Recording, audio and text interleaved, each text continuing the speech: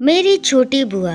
रक्षाबंधन का त्योहार पास आते ही मुझे सबसे ज़्यादा जमशेदपुर वाली बुआ जी की राखी का कुरियर का इंतज़ार रहता था। कितना बड़ा पार्सल भेजती थी बुआ जी।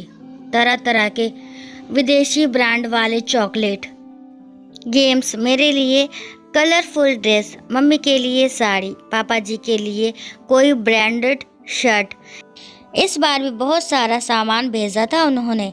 पटना और रामगढ़ वाली दोनों बुआ जी ने भी रंग बिरंगी राखियों के साथ बहुत सारे गिफ्ट्स भेजे थे। बस रोहतास वाली जया बुआ की राखी हर साल की तरह एक साधारण से लिफाफे में आई थी। 5 राखियां कागज के टुकड़े में लपेटे हुए रोली चावल और 50 का एक नोट। मम्मी ने चारों बुआ जी के पैकेट डाइनिंग टेबल पर रख दिए थे ताकि पापा ऑफिस से लौटकर एक नज़र अपनी बहनों की भेजी राखियां और तोहफे देख लें। पापा रोज़ की तरह आते ही टी टेबल पर लंच बॉक्स का थैला और लैपटॉप का बैग रखकर सोफे पर पसर गए थे। चारों दीदी की राखियां आ गई हैं। मम्मी ने पापा के लिए किचन में चाय चढ़ाते हुए आवाज़ लगाई थी, जया का लिफाफा दिखाना ज़रा। पापा जया बुआ की राखी का सबसे ज़्यादा इंतज़ार करते थे और सबसे पहले उन्हीं की भेजी राखी कलाई में बांधते थे। जया बुआ सारे भाई बहनों में सबसे छोटी थी, पर एक वही थी जिसने विवाह के बाद से शायद कभी सुख नहीं देखा था। विवाह के तुरंत बाद देवर ने सारा व्यापार हड़प कर घर से बेदखल कर दिया था। तब से फूफा जी की मानसिक हालत बहुत अच्छी नहीं थी। मामूली सी नौकरी कर थोड़ा बहुत कमाते थे। बेहद मुश्किल से बुआ घर चलाती थी। इकलौते बेटे शाम को भी मोहल्ले के साधारण से स्कूल में डाल रखा था। बस एक उम्मीद सी लेकर बुआ जी किसी तरह जिए जा रही थी। जया बुआ के भेजे लिफाफे को देखकर पापा कुछ सोचने लगे थे। गायत्री, इस बार रक्षाबंधन के लिए हम सब सुबह वाली पैसेंजर ट्रेन से जया के घर रोहतास उसे बगैर बताए जाएंगे, जया दीदी के घर। मम्मी तो पापा की बात पर एकदम से चौंक गई थी। आपको पता है ना कि उनके घर में कितनी तंगी है। हम 3 लोगों का नाश्ता खाना भी जया दीदी के लिए कितना भारी हो जाएगा। वो कैसे सब कुछ मैनेज कर पाएंगी। पर पापा की खामोशी बता रही थी। उन्होंने जया बुआ के घर जाने का मन बना लिया है और घर में ये सब को पता था कि पापा के निश्चय को बदलना बेहद मुश्किल होता है। रक्षाबंधन के दिन सुबह वाली धनबाद टू डेरी ऑन सोन पैसेंजर से हम सब रोहतास पहुंच गए थे। बुआ घर के बाहर बने बरामदे में लगी नल के नीचे कपड़े धो रही थी। बुआ उम्र में सबसे छोटी थी, पर तंग हाली और रोज की चिंता फिक्र ने उसे सबसे उम्र दराज बना दिया था। एकदम पतली दुबली कमज़ोर सी काया। इतनी कम उम्र में चेहरे की त्वचा पर सिलवटें साफ दिख रही थी। बुआ की शादी का फ़ोटो एल्बम मैंने कई बार देखा था। शादी में बुआ की खूबसूरती का कोई जवाब नहीं था। शादी के बाद के 11 वर्षों की परेशानियों ने बुआ जी को कितना बदल दिया था। बेहद पुरानी घिसी सी साड़ी में बुआ को दूर से ही पापा मम्मी कुछ क्षण देखे जा रहे थे। पापा की आंखें डबडबा सी गई थी। हम सब पर नज़र पड़ते ही बुआ जी एकदम चौंक गई थी। उन्हें समझ नहीं आ रहा था कि वो कैसे और क्या प्रतिक्रिया दे।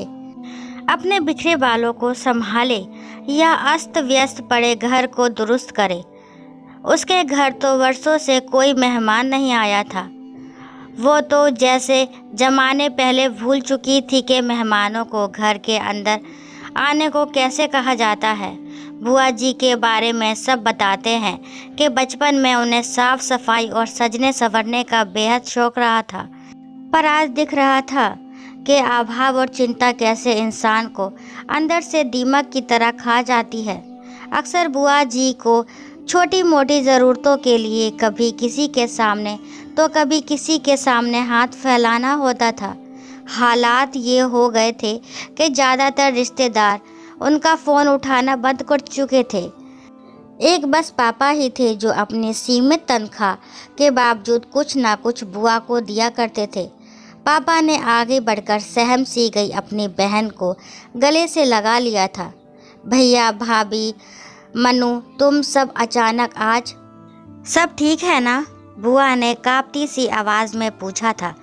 आज बरसों बाद मन हुआ राखी में तुम्हारे घर आने का, तो बस आ गए हम सब, पापा ने बुआ को सहज करते हुए कहा था। भाभी आओ ना अंदर, मैं चाय नाश्ता लेकर आती हूँ। जया बुआ ने मम्मी के हाथों को अपनी ठंडी हथेलियों में लेते हुए कहा था।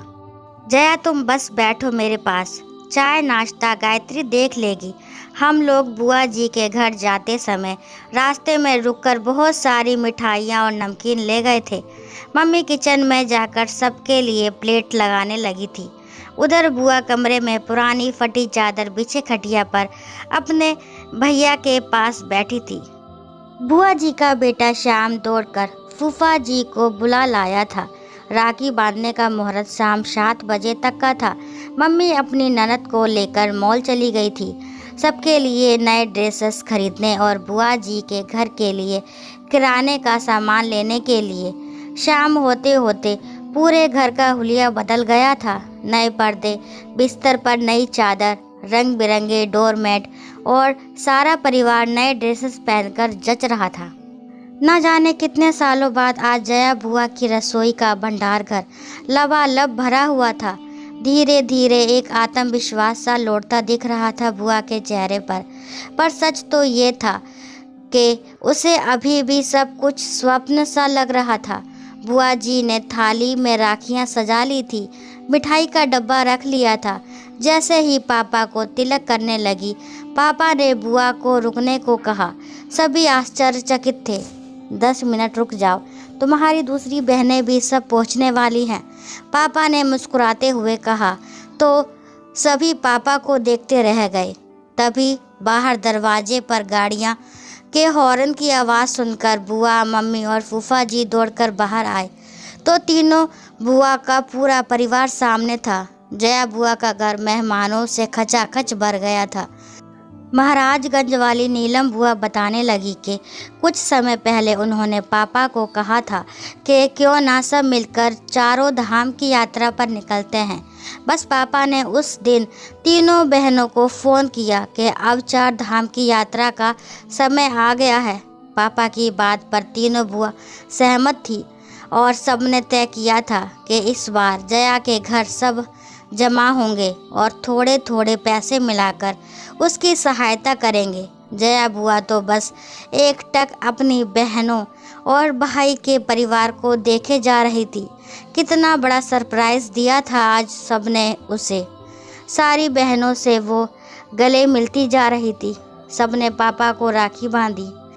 ऐसा रक्षाबंधन शायद पहली बार था सबके लिए। रात एक बड़े रेस्टोरेंट में हम सभी ने डिनर किया, फिर गप्पे करते जाने कब काफ़ी रात हो चुकी थी। अभी भी जया बुआ ज़्यादा बोल नहीं रही थी। वो तो बस बीच बीच में झलक आते अपने आंसू पोंछ लेती थी। बीच आंगन में ही सब चादर बिछाकर लेट गए थे। जया बुआ पापा से किसी छोटी बच्ची की तरह चिपकी हुई थी, मानो इस प्यार और दुलार का उसे वर्षों से इंतज़ार था। बातें करते करते अचानक पापा को बुआ का शरीर एकदम ठंडा सा लगा तो पापा घबरा गए थे। सारे लोग जाग गए पर जया बुआ हमेशा के लिए सो गई थी। पापा की गोद में एक बच्ची की तरह लेटे लेटे वो विदा हो चुकी थी। पता नहीं कितने दिनों से बीमार थी और आज तक किसी से कुछ कहा भी नहीं था। आशा करती हूँ ये कहानी आपको ज़रूर पसंद आई होगी। कहानी पसंद आती है तो प्लीज़ मेरे चैनल को लाइक, शेयर, सब्सक्राइब करना ना भूलें। और इस कहानी के बारे में आपके क्या विचार हैं कमेंट बॉक्स में ज़रूर बताएं। और कहानी को लास्ट तक सुनने के लिए थैंक यू।